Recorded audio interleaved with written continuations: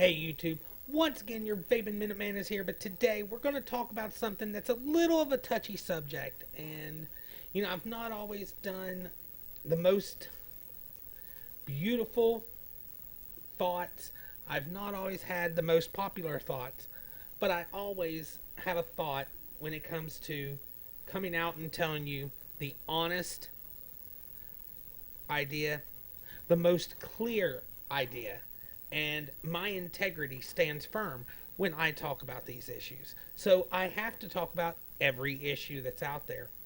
And right now, one of the issues going on with our industry right now is our community and the industry itself is out of control. And, you know, I have a lot of friends that have actually also are part of the problem. And sometimes I wonder if our current community slash industry isn't part of the problem, not part of the solution. But let's go ahead, go to the next screen. We'll look at what, in my opinion, they've done wrong. But we're also going to talk about how they could have done it right. The exact way they could have done it right. Now, I'm going to tell you right now, I'm not going to talk about any specific brands. I'm not going to talk about any specific people. Because I'm not the type to call out people. I'm not going to sit here and call you out for every little thing you do. But we as an industry, we need to keep our minds open to look at these things and say, is this the best for the industry? Is what we are doing the best for the industry? And in my opinion, putting this out there so that at least my viewers will be able to see that, maybe this is part of the problem and not part of the solution. So here's what we have done wrong. As I said, the vape community is out of hand. Reviewers are blatantly violating the FDA final rules by working with companies for newer product. Now, I'm going to tell you right now, I have no issues with somebody wanting to be an entrepreneur. I have no issues with someone wanting to better themselves.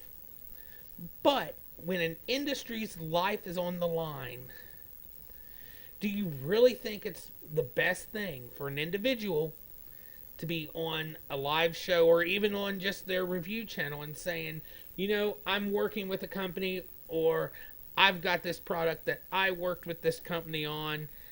I'm right now just changing it up just a bit. That's the key. It's after August 8th and they're changing it. And technically it had to have a manufacturer's finished product date before August 8th, 2016. These products that are coming out, little do we think about, should Cole Bishop slash 1136 pass, these products are still not going to be able to be sold on the market because simply their manufacturer's finished product date was not before August 8th, 2016. And there's video proof of it. Then also hardware companies coming out with new product but having no possible explanation as to how it was out before August 8th. Now, I'm telling you right now, when I talk a little bit about how this could have been handled better, I'm going to address how, something like I just got the Captain PD 270, how something like that could still possibly be legal under the FDA final rule. But how some of these others that we're talking about would not be legal.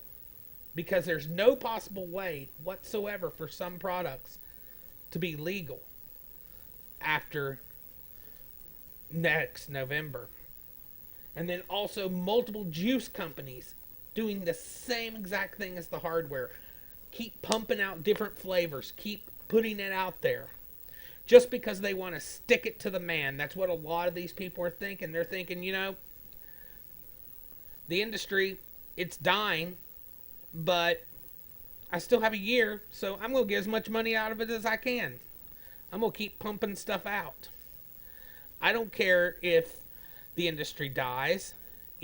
this product won't be available after August 8th. Because I'm telling you right now, SKUs make no difference. The SKU is not the issue. The actual product name is the issue. The SKU has to match the product name. The SKU wouldn't be as big of a deal, but the product name would be, or at least the flavor profile. The flavor profile has to match. So if you sold say for instance, I decided I wanted to open up a shop that was a brick and mortar and I wanted to have a house juice line. And I went and I created all these house juices. Well, guess what?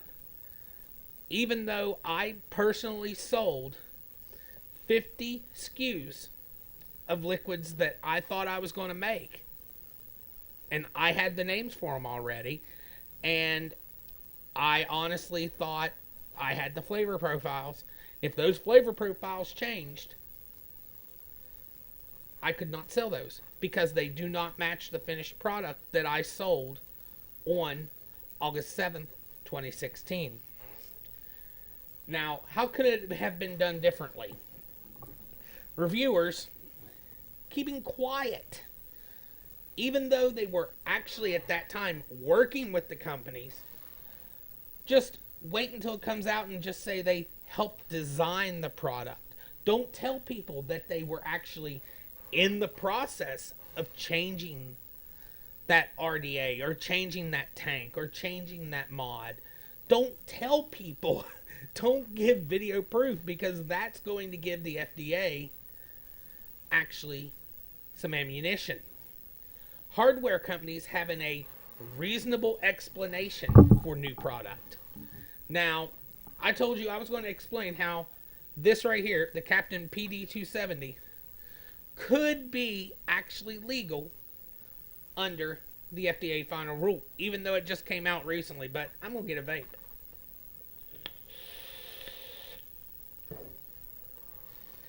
And the reason I say it could be legal is because iJoy, not saying that it's true.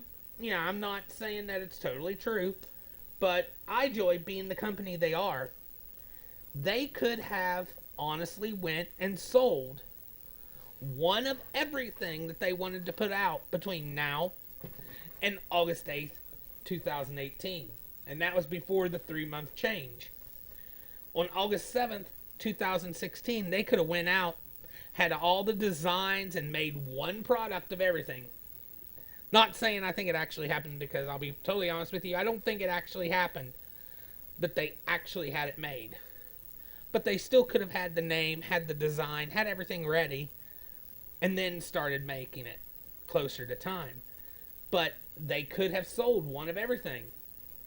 And actually, technically, they could get around the manufacturer's finished product date of 2016, because they would have a receipt for that being sold.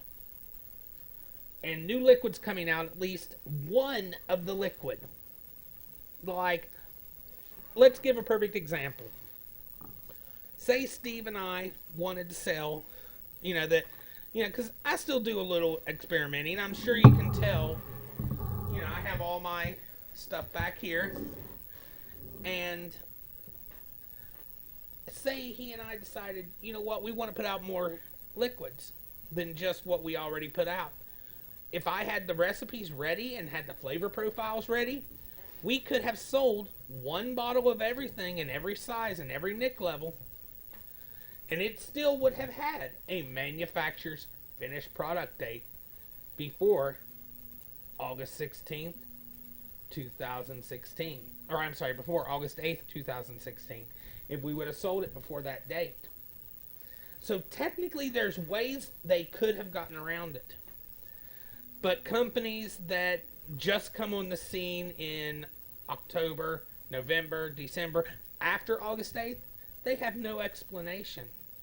There is no true explanation as to how some of these companies are coming out with product that are going to be approved and be around on November 8th, 2018.